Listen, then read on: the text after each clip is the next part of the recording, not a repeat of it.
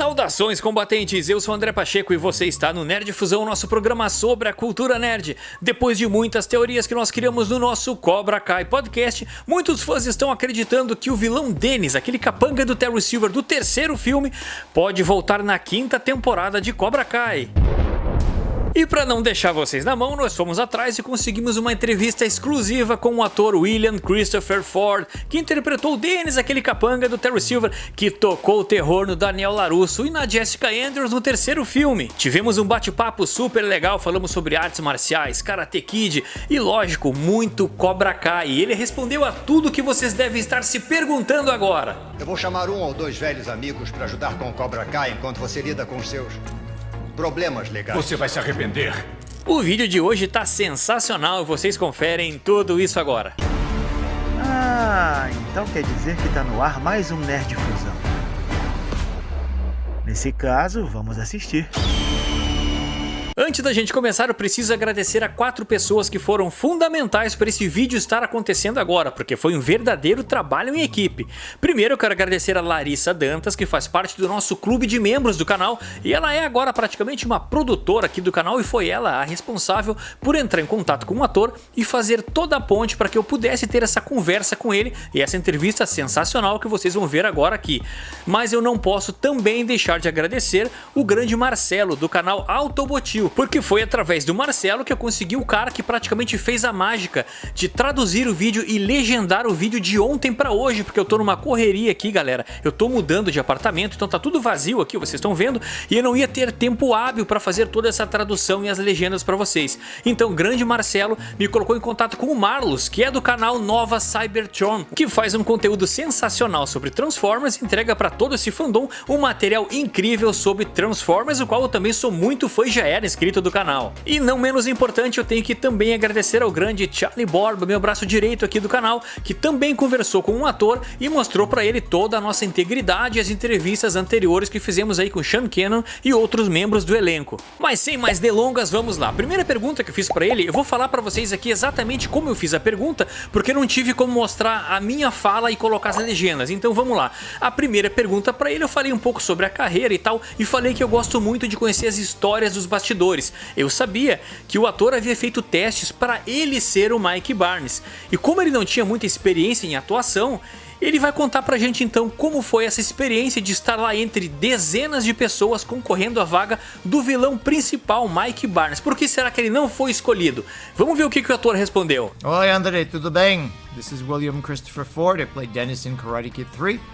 Eu sou 𝗰ᱽHÍ𝗀𝐻𝐿𝐴, Dennis de Karate Kid 3, and it is my great honor and pleasure to be here today to be able to share with you and my friends in Brazil. So let's start at the beginning. 1988, the open call was out for somebody to play a new villain to face Daniel, Ralph Macchio, in the new Karate Kid movie.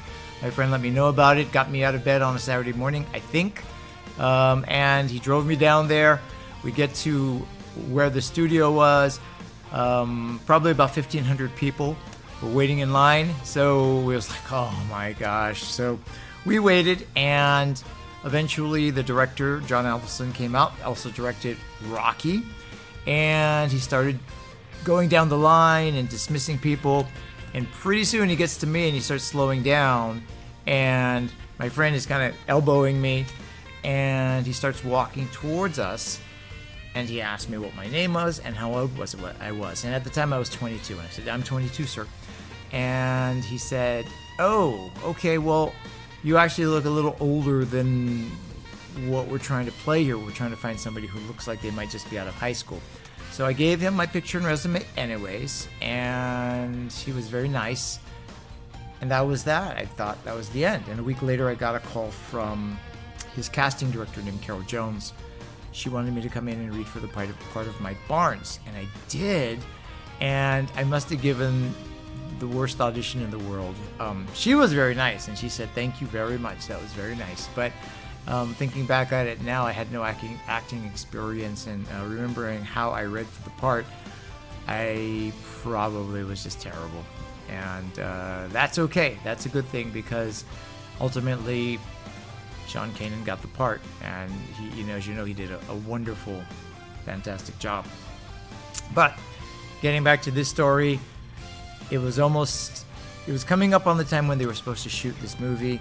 A day before, I get a call, and it's Carol Jones, and she leaves me a message. I call her back, and she wants me to come down because they're looking for somebody to be one of Mike Barnes's friends, henchmen, troublemakers. So I go down there, and at the studio, I meet with Pat Johnson, who was the fight coordinator, and he also plays the referee in the Karate Kid movies. He looks me up and down, and he says, "Yeah, you look fine, but it's ultimately up to John." So we're waiting around, and pretty soon, I'm in this studio, and Ralph Macchio shows up, and I'm just sitting there like, oh my God, it's Ralph Macchio. And he comes up to me, and he's very nice. He goes, "Hi, my name is Ralph." And I was like, "Yes, I know." So eventually, John shows up. And also waiting around was 𝗰𝗹 𝗹, who I had met previously. He was kind of a friend of mine.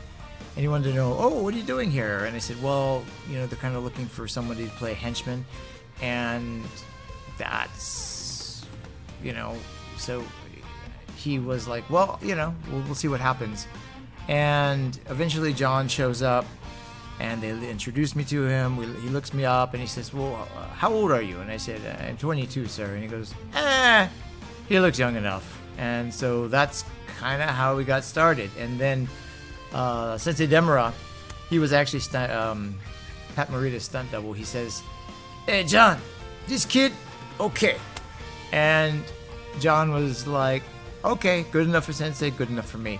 And that's how I became a part of the Karate Kid universe. And it was just amazing. I couldn't believe it. But that's how it started. Deve ter sido incrível, uma das primeiras experiências dele como ator, já trabalhando diretamente com o diretor do filme Rocky Balboa. Olha só que legal. Além de toda a contribuição do William para as artes marciais, o cara tá na calçada da fama do karatê nos Estados Unidos. E por causa disso eu vi que ele tem contato com muitos outros caras casca-grossíssimas do karatê, como o próprio Sean Cannon, o Daryl Vidal e o Ron Thomas, que também participaram de Karate Kid. Eu perguntei como era a relação deles com essa galera. People have asked me what my relationship is like with Sean Kanan, and I have to tell you that he and I have kept in touch. He's the only one from Karate Kid 3 actually that is actually a friend of mine. We're good friends, and we speak to each other quite frequently, and he is a very nice guy. Very, very, very unlike what you see him as Mike Barnes. Just really, really cool dude. I've also become very good friends with Daryl Vidal, who played Vidal in Karate Kid 1. Daryl and I actually knew each other from even before the first Karate Kid movie. We'd run into each other at martial arts tournaments. Daryl is an actual, real legitimate martial artist, just like I am. And we would see each other. And I remember him telling me, very excitedly, he said, "Hey, I'm going to be in this thing called Karate Kid." And I was like, Karate Kid? That is a silly title for a movie. And sure enough, he was. And when I went to go see him in the movie, I, like so many other people, was just blown away by how talented and skilled he was. He was obviously just being able to do all of those beautiful spinning kicks and things like that. It was so obvious that he was a legitimately trained martial artist. And still one of my very good friends to this day. And then, of course, Ron Thomas, real life black belt in jiu-jitsu. I only met him recently in the last couple of years, and I have a lot of respect for him. He's a very, very good man, a very positive guy, excellent martial artist, and he was also a guest on my show 52 Masters, which, 52 Masters, that's my documentary show where I get to interview and train with martial artists, and Daryl Vidal was on that show as well. So yeah, all three really great guys, and I'm proud to call them my friends. Mas é lógico que nós não íamos deixar de falar sobre Cobra Kai. E eu perguntei pra ele como foi a reação dele quando ele ficou sabendo que eles iam fazer uma série que seria sequência direta dos filmes de Karate Kid. Eu perguntei se ele ficou empolgado em saber que a série ia acontecer e contei pra ele que eu, na verdade, no começo não tava levando muita fé, porque a gente tava numa onda de vários remakes mal feitos, não tinha muita qualidade e eu fiquei com o pé atrás achando que Cobra Kai seria mais um remake, mais uma continuação que não faria sucesso nenhum. Mas eu quis saber a opinião do ator e vamos ver o que ele tem a dizer sobre como conheceu Cobra Kai. When I first heard about Cobra Kai, I was not impressed. In fact, I kind of rolled my eyes. I was just like, oh God, here we go. You know, this is just another, another unoriginal idea. And I thought it was just gonna suck. And much to my surprise and to everyone else's, they've done a really fantastic job with creating something that is nostalgic, that calls back to the original movies, but is also very unique and original at the same time. I think that just the fact that they've been able to bring so much dimension and humanity to the show, with especially 𝗷𝗫će𝗶𝗲, Johnny, it is quite amazing, and I can see why the show has developed such a following, not only with fans of the original movies, but they have a bunch of new fans as well, worldwide. So yeah, it was a very pleasant surprise. Eu falei pra ele sobre o final da primeira temporada de Cobra Kai e início da segunda temporada e o retorno triunfal de Martin Kove como John 𝗔𝗫će. E aí eu perguntei se com o retorno do 𝗔𝗫će, se ele começou a ter alguma esperança de quem sabe ser chamado pra fazer uma participação em Cobra Kai. Lógico, depois do final bombástico da quarta temporada, onde Terry Silver disse que ia trazer novos amigos. E com essa informação, como será que o 𝗰𝗍𝗶𝗶 reagiu ao saber que velhos amigos podem retornar na quinta temporada? Se liga na resposta do ator. With the return of Martin Kove as the infamous Sensei Kreese, I did start getting a lot of phone calls and direct messages asking me if I was going to be in the show. Is Dennis coming back? And my answer has been, I don't know. I honestly don't know. And my answer today is, anything can happen. We'll have to wait and see. Eu falei pra ele também que a série me surpreendeu muito por mostrar a humanidade dos personagens, porque nos anos 80, anos 90, nós tínhamos sempre muito definido quem era herói e quem era vilão, e Cobra Kai veio pra mostrar esses tons de cinza, esse meio termo de que nem todo mundo é bom e nem todo mundo é ruim o tempo todo. E com isso eu perguntei pra ele como ele imagina que poderia ser o retorno do Dennis em Cobra Kai. Será que ele seria um cara bonzinho? Será que ele voltaria a ser vilão? Será que ele seria um novo sensei? Eu até brinquei com ele, falei sobre a entrevista que eu fiz com o Sean Cannon também, que eu fiz a mesma pergunta, e o Sean Cannon falou que queria que o Mike Barnes fosse tipo um conselheiro comportamental, tipo um psicólogo para atender o Johnny Lawrence. Olha só que ideia maluca do Sean Cannon. Mas o que será que o 𝗰𝗍𝗶𝗶 tem a falar sobre o Dennis? Como ele gostaria de ver o Dennis? You know, if Dennis were to come back, I guess you could play it one of two ways. He's either going to be bad or he's going to be good. And hopefully they'll be able to show some more dimension to him. You know, when I played Dennis, I didn't get a chance to do much in regards to lines or even really get a chance to show too much of my martial arts ability. But it would be nice to see Dennis dimensionalized, whether he be really, really bad and we find out why he's really, really bad, or we find out maybe he's not such a bad guy after all. But either way, I would love to be able to show some of my martial arts as Dennis, because I've been doing it for 48 years now. So I know a few things.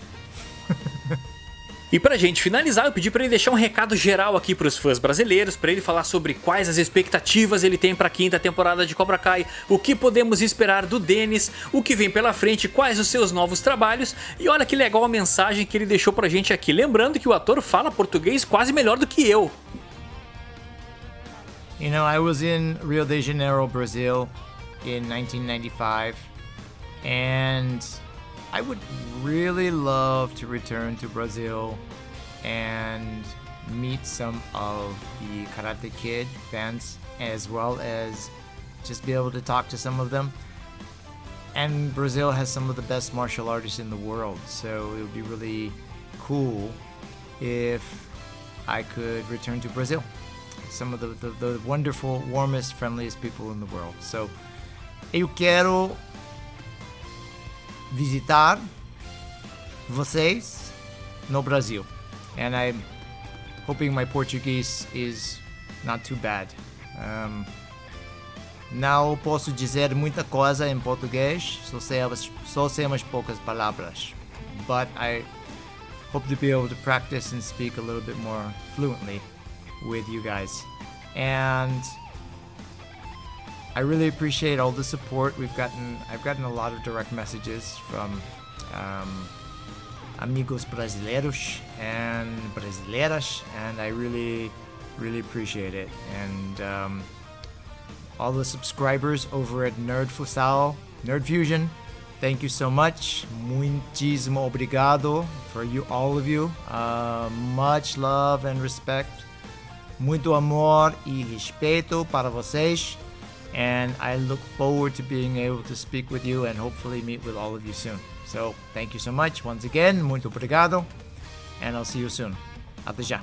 Tchau. Eu vou chamar um ou dois velhos amigos para ajudar com o Cobra Kai enquanto você lida com os seus problemas legais. Você vai se arrepender.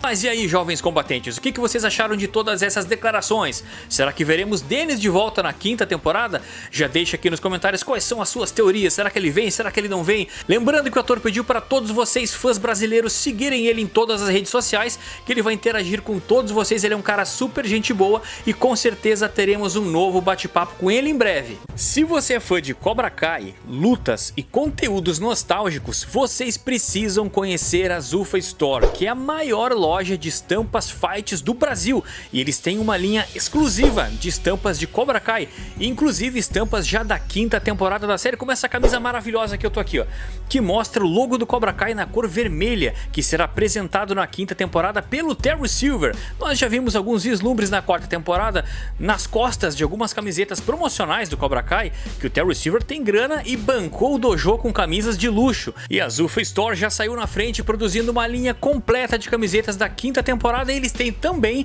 uma linha exclusiva de camisetas aqui do nosso canal, para você demonstrar todo o seu amor e admiração aqui pelo nosso canal. E o que é mais legal de tudo isso é que você, inscrito aqui do canal, consegue 10% de desconto usando o cupom NERDFUSÃO.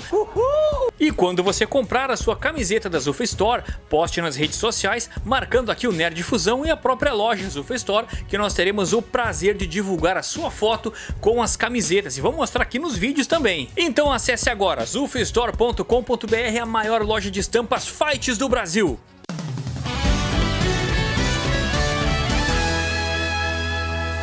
Não deixe também de se inscrever no canal, ativar as notificações, porque vem muitas outras entrevistas aí com membros de Karate Kid e também de Cobra Kai. Por enquanto é isso, eu vou ficando por aqui, um abraço a todos e Cobra Kai nunca morre!